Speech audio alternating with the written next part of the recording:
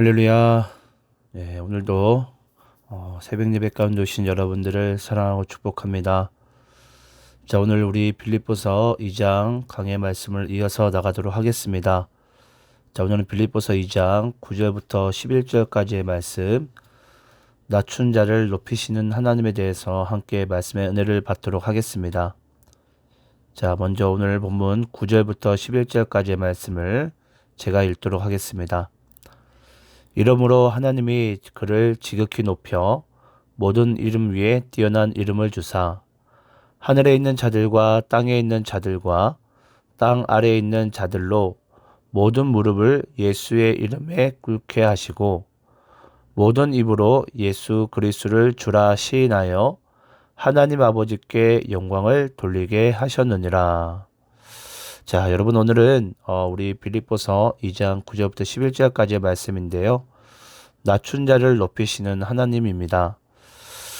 여러분, 하나님께서 사용하시는 자들은요, 일관적인 패턴이 있습니다.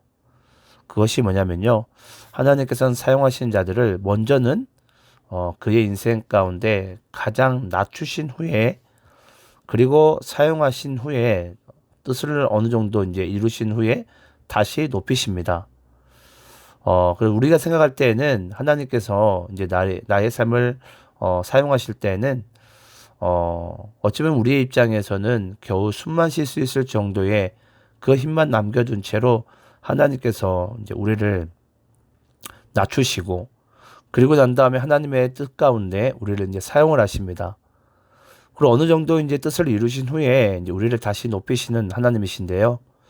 우리가 성경의 이제 인물들을 보면 대부분의 인물들이 이런 일관적인 패턴을 통해서 하나님께 사용받는, 쓰임받는 그런 인생을 살아갔습니다. 그래서 하나님이 사용하신 자들 중에는 이 패턴을 비껴나가는 영혼은 없습니다. 그래서 여러분들이 예수 믿고 살아가시다 보면, 일생을 살다 보면 하나님이 도대체 나에게 왜 그러실까? 왜 나에게 이런 이상한 일들이 일어날까라고 만약 생각을 하신다면 전 여러분들이 이렇게 믿음으로 고백했으면 좋겠어요. 아, 하나님이 나를 하나님의 영광을 위해서 사용하려고 하시는구나 라고 생각하시게 되면 오히려 우리의 삶이 더욱더 주님께로 가까이 나가고 감사가 기쁨이 또 넘칠 줄 믿습니다. 그리고 우리가 차를 타고 이제 가다 보면 이제 예를 들어서 이제 높은 산들을 만날 때가 있어요. 이제 저도 이제 대전에서 거제도로 내려가게 되면은 이제 고속도로를 지나가다 보면 이제 높은 산들을 이제 만나게 되는데, 그 산을 통과하려면 여러분 차로는 통과하기 힘들죠. 그래서 이 터널을 우리 이제 지날 때가 있습니다. 이제 우리가 이제 그 산을 통과하려면은, 차를 타고 통과하려면은 터널을 반드시 지나가야 되는데, 그 터널을 여러분, 우리가 그 어두운 터널을 이제 몇 개를 지나가다 보면 우린 터널을 지나갔을 뿐인데 이 높은 산들을 몇 개를 통과하는 것들을 이제 우리가 보게 되고 알게 됩니다. 여러분, 우리들의 인생의 어두운 터널을 지나가다 보면요, 알고 보면은 결국은 큰 산을 여러 개를 넘어온 거죠. 저는 여러분들의 인생 가운데 도대체 이런 일들이 나에게 왜 일어났을까? 왜 하나님이 나를 낮추실까? 그때마다 하나님께서 하나님의 영광을 위해서 이렇게 나를 어두운 터널로 나를 인도하셨구나. 그 터널이 비껴난 이후에는 우리가 산을 넘은 것처럼 하나님의 영광이 이제 우리의 삶 가운데, 우리의 눈 가운데 보여지게 되는 줄을 믿습니다. 여러분들이 잘 아시는 바대로 인류의 첫 번째 아담이죠. 첫 번째 아담은 스스로를 하나님과 같이 높이려 하기 위해서 도리어 이제 모든 인류가 죄에 빠졌습니다. 하지만 이제 두 번째 아담으로 오신 예수님은요, 우리 어제 새벽에 나눴던 말씀이었는데요, 스스로 종의 형체를 가지사, 스스로를 종의 형체로 가지셔서 가장 낮은 모습으로 죽기까지 낮아지심으로, 십자가에 죽기까지 낮아지심으로 모든 인류를 죄로부터 구원하시고, 그리고 구원하신 이후에 하나님께서 그를 가장 높이신 줄을 믿습니다. 그래서 여러분, 첫 번째 아담은 스스로를 하나님같이 높여주려고 해서 모든 인류를 죄 가운데 빠지게 하였으나 두 번째 아담이신 예수님은 스스로 가장 낮아지셔서 모든 인류를 죄로부터 구원하신 진정한 우리의 메시아가 된 줄을 믿습니다. 그래서 여러분, 우리의 인생 가운데 진정한 겸손의 의미는요, 이와 같습니다. 우리가 어디로부터 구원받은 존재인지를 잊지 않는 것에서부터 시작합니다. 여러분들은 어디서부터 구원받은 존재입니까? 내가 정말 죄의 늪으로부터 빠져나올 수 없는 죄의 늪으로부터 가장 낮아진 곳에서부터 내가 구원받은 존재라는 것을 여러분들이 정말 믿는다면 그것이야말로 진정한 이 땅에서의 우리의 겸손이지 않을까라고 생각을 합니다. 여러분, 이 땅에 어느 누구도 하나님께서는 이 자리부터 구원받지 않은 자리가 없습니다. 한마디로 모든 사람들은 죄로부터 구원함을 받은 자들이고 빠져나올 수 없는 죄의 늪으로부터 구원을 받은 자들이에요. 그래서 우리가 누구를 판단할 수 있고 누구를 정죄할 수 있는 그 권한 자체가 없다라는 것입니다. 그래서 저는 여러분들이 이런 진정한 겸손 가운데 하나님이 원하시는 진짜 낮은 자리, 겸손 가운데 살기 원하시거든. 내가 어디서부터 구원받은 존재인지를 잊지 않고 살아가는 삶의 태도가 너무 중요한 줄 믿습니다. 자, 우리가 이제 그런 의미를 가지고 오늘 본문 말씀 볼 텐데요. 자, 9절 말씀을 먼저 읽겠습니다. 이러므로 하나님이 그를 지극히 높여 모든 이름 위에 뛰어난 이름을 주사. 여러분, 여기에 이제 이름으로라는 단어가 나오는데요. 이 이름으로라는 것은 이 길을 통과해서만, 그리고 예수 그리스도께서 낮아지심을 통해서만, 이러므로, 이것이 바로 이런 뜻입니다. 예수 그리스도께서 낮아지심을 통해서만, 이러므로 하나님이 그를 지극히 높여. 여러분, 여기 보니까 하나님이 그를, 예수님을 지극히 높이셨다. 그러니까 예수 그리스도께서 낮아지심을 통해서만 하나님께서 그를 지극히 높이실 수 있다라는 겁니다. 여러분, 여기 보면 지극히 높여라는 이 단어가 나오는데요. 이 지극히 높여라는 단어는요, 우리가 생각하는 어느 정도의 그 일정한 높이가 아니고요, 인간이 가늠할 수 없는 하나님의 입장에서의 최상의 높이를 얘기합니다. 그것은 여러분 결국 무슨 뜻이냐면, 하나님이 그리스도께서 낮아지심을 통해서만 하나님이 그를 지극히 높여, 한마디로 하나님이 생각하신 최상의 높이, 더 쉽게 이야기를 하자면 하나님과 똑같은 그런 동등된 높이 가운데 그리스도를 높이셨다는 뜻입니다. 한마디로 하나님과 똑같은 자죠. 그래서 하나님께서는 그리스도를 지극히 높이셨다. 가장 높은 곳에 두셨다. 자, 그러면서 우리 9절 하반부와 10절을 제가 읽어보겠습니다. 모든 이름 위에 뛰어난 이름을 주사. 10절, 하늘에 있는 자들과 땅에 있는 자들과 땅 아래에 있는 자들로 모든 무릎을 예수의 이름에 꿇게 하시고. 자, 여러분, 여기 보니까 모든 이름 위에 뛰어난 이름을 주사 모든 무릎을 예수의 이름에 꿇게 하시고, 똑같은 뜻인데요. 여러분, 이 말씀은 구약 성경 이사야서 말씀을 인용한 말씀인데요. 우리 이사야서 우리 45장 22절 23절 말씀을 우리 한번 읽겠는데, 제가 대표를 읽겠습니다. 제가 읽겠습니다. 땅의 모든 끝이여 내게로 돌이켜 구원을 받으라. 나는 하나님이라 다른 이가 없느니라. 23절, 내가 나를 두고 맹세하기를 내 입에서 공의로운 말이 나갔은즉 돌아오지 아니하나니 내게 모든 무릎이 꿇겠고 모든 혀가 맹세하리라 하였노라. 여러분, 여기 말씀을 잘 보세요. 내게 모든 무릎이 꿇겠고 모든 혀가 맹세하리라 하였노라. 왜 그러냐면 땅의 모든 끝이여 내게로 돌이켜 구원함을 받기 때문에. 자, 그러면 왜 우리가 구원함을 받을 수 있는가? 23절 중반 부분인데요. 내 입에서 공의로운 말이 나갔은즉 돌아오지 아니하나니. 자, 여러분, 결국 모든 무릎을 예수의 이름에 꿇게 하시고, 우리 이사야 45장 말씀, 45장 23절 말씀, 내게 모든 무릎이 꿇겠고 모든 혀가 맹세하리라.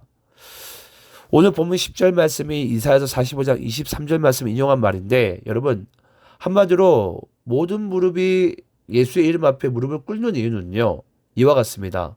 23절 말씀 가운데 내 입에서 공의로운 말이 나갔은즉 돌아오지 아니하나니, 한마디로 그리스도의 입술을 통해서 선포된 복음의 메시지는 여러분, 우리를 구원하시겠다는 메시지는 나갔은즉 돌아오지 않는데요. 그래서 22절에 45장 22절에 보면 땅의 모든 끝이여 내게로 돌이켜 구원을 받으리라. 이 말이 나갔은즉 돌아오지 않는데요. 그러니까 구원받은 모든 하나님의 백성들이요, 23절의 말씀처럼 내게 모르면 무릎을 꿇겠고 모든 혀가 맹세하리라. 여러분, 결국은 우리가 구원함을 받은 것은 그 예수님께서 공의로운 말이 나갔은즉 돌아오지 않기 때문에 모든 땅의 끝이 다 돌이켜 구원함을 받게 되는 것입니다. 그러니까 우리는 그 예수님께, 어린 양께 모든 무릎이 꿇을 수밖에 없고, 하나님께서 그 이름을 가장 높은 곳에 두시면서 모든 혀가 맹세하게 되는 줄을 믿습니다. 여러분, 여기 보면 이 공이라는 글자가 나오는데요. 이 공이라는 단어는 무슨 뜻이냐면 하나님의 이 복음을 얘기하고 인류를 구원할 하나님의 진정한 진리의 메시지를 얘기합니다. 그것이 결국은 하나님의 공의입니다. 하나님은 하나님께서 말씀하신 이 땅을, 세상을 심판하시고 구원하실 그 메시아를 통해서 복음의 공의로운 말씀을 선포하시면서 그것을 반드시 이루신다. 그래서 이 복음을 듣는 자는 여러분 반드시 이 하나님께로부터 구원함을 받게 된 줄을 믿습니다. 자, 그래서 결국은 하나님께서는 공의로운 말씀을 선포하신 즉 결국은 말씀을 성취하시는 분이신데요. 그게 이제 성경 말씀 끝자락인 계시록 말씀 가서 그 말씀이 성취됩니다. 우리 계시록 4장 2절부터 4절까지 그리고 4장 10절 11절 말씀을 제가 한번 대표로 읽겠습니다. 2절입니다. 내가 곧 성령에 감동되었더니 보라 하늘에 보좌를 베풀었고 그 보좌 위에 앉으신 이가 있는데 3절 앉으신 이의 모양이 백옥과 홍보석 같고 또 무지개가 있어 보좌에 둘렀는데 그 모양이 녹보석 같더라. 4절 또 보좌에 둘러 24 보좌들이 있고 그 보좌들 위에 24 장로들이 흰옷을 입고 머리에 금관을 쓰고 앉았더라. 24 장로들이 10절 24 장로들이 보좌에 앉으신 이 앞에 엎드려 세세토록 살아계시는 이에게 경배하고 자기의 관을 보좌 앞에 들이며 이르되 11절 우리 주 하나님이여 영광과 존귀와 권능을 받으시는 것이 합당하오니 주께서 만물을 지으신지라 만물이 주의 뜻대로 있었고 또 지으심을 받았나이다 하더라. 여러분 결국은 이와 같습니다. 여기에 보니까 우리 계시록 4장 3절 말씀에 무지개가 둘러 있었어요. 네. 그 보좌에 무지개가 둘러 있다는 것을, 여러분, 무지개는 창세기 말씀 가운데 하나님께서 노아에게 언약하신 거죠. 다시는 이와 같은 심판이 있지 아니하리라. 그게 여러분 어린 양의 보좌에 둘러 앉았대요. 그러면서 그 보좌 옆에 보니까 24 장로들이 있는 거예요. 여러분 24 장로들은요. 구약과 신약의 모든 교회들, 결국은 모든 성도들을 얘기합니다. 결국은 모든 성도들이 그 어린 양으로부터 이제 생명의 면류관을 받게 되는데요. 근데 그 생명의 면류관을요, 24 장로들이 자기 옆에 계신 어린 양을 보면서 아, 그렇구나. 내가 지금 구원함을 받은 것, 내가 지금 영생을 얻은 것은 이것은 나의 공로가 아니라 어린 양의 공로였구나라는 것을 그들이 인정하게 됩니다. 그래서 그 24 장로들이요, 자기가 받은 생명의 면류관을 도리어 모든 무릎을 꿇고서 어린 양께 다시 돌려드리면서 영광을 드리는 거예요. 왜냐? 우리가 받은 구원이 우리의 행위도 아니고 우리의 의도 아니고 우리의 어떠한 노력도 땀방울도 아니었구나. 다 어린 양의 공로였구나라는 사실을, 하나님의 그 언약의 무지개를 보면서 우리는 그 사실을 알게 된다는 것입니다. 그래서 이와 같이 하나님께서는요, 하나님의 공의를, 하나님의 그 진리의 메시지를 이미 선포하신 즉 주워 담지 않으시고 반드시 말씀을 성취하시는 하나님이시구나. 그래서 우리의 구원은요, 하나님의 말씀의 성취이십니다. 하나님께서 우리를 구원하시겠다라는 그 성취가 지금도 오늘 우리에게까지 임하게 된 줄 믿습니다. 그리고 계시록 6장 9절부터 11절까지 말씀을 또 참고로 읽어보겠습니다. 제가 읽습니다. 다섯째 인을 떼실 때에 내가 보니 하나님의 말씀과 그들이 가진 증거로 말미암아 죽임을 당한 영혼들이 제단 아래에 있어 10절 큰 소리로 불러 이르되 거룩하고 참되신 대주제여 땅에 거하는 자들을 심판하여 우리 피를 갚아주지 아니하시기를 어느 때까지 하시려 하나이까 하니 11절 각각 그들에게 흰 두루마기를 주시며 이르시되 아직 잠시 동안 쉬되 그들의 동무종들과 형제들도 자기처럼 죽임을 당하여 그 수가 차기까지 하라 하시더라. 여러분 결국 계시록 6장 말씀은 이와 같습니다. 복음으로 인해서 죽임을 당한 영혼들을 하나님께서는요 제단 아래에 두신다고 하십니다. 그러면서 그 제단 아래에서 그들이 하나님께 쉼없이 부르짖으며 기도를 하는 거예요. 하나님 10절 보면 우리 피를 갚아주지 아니하시기를 어느 때까지 하시라나이까. 복음으로 인해서 죽은 영혼들이요 억울해서 그 제단에서 계속해서 하나님을 향해서 부르짖고 또 부르짖는다는 거예요. 하나님 어느 때까지 우리의 피를 갚아주지 아니하십니까? 그때 하나님께서 11절 말씀 이렇게 말씀하십니다. 자기처럼 죽임을 당하여 그 수가 차기까지 하라 하시더라. 결국은 여러분 우리의 입장에서는 복음으로 인해서 우리가 억울하고 때로는 죽임을 당하고 능욕받고 핍박을 받는 것 같지만 어느 때까지 하시려 하나이까. 하나님께서는 자기처럼 그렇게 능욕당하고 죽임당하여 정말 죽은 영혼들이 그 수가 차기까지 복음을 믿고 주님 앞에 돌아오는 그 영혼의 그 숫자가 하나님의 입장에서 그 수가 차기까지를 하나님께서는 기다린다고 말씀하고 계십니다.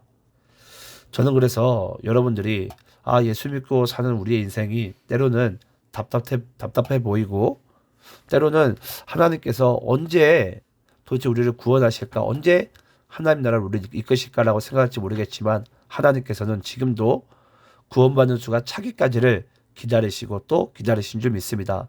하지만 중요한 것은요, 하나님께서는 그 말씀을 반드시 성취하시는 하나님임을 믿는 우리가 되기를 간절히 축원합니다. 자, 그리고 우리 오늘 본문 11절 말씀인데요. 읽고 마치도록 하겠습니다. 모든 입으로 예수 그리스도를 주라 시인하여 하나님 아버지께 영광을 돌리게 하셨느니라. 여러분 여기 보니까요. 모든 입으로 예수를 주라 시인하여.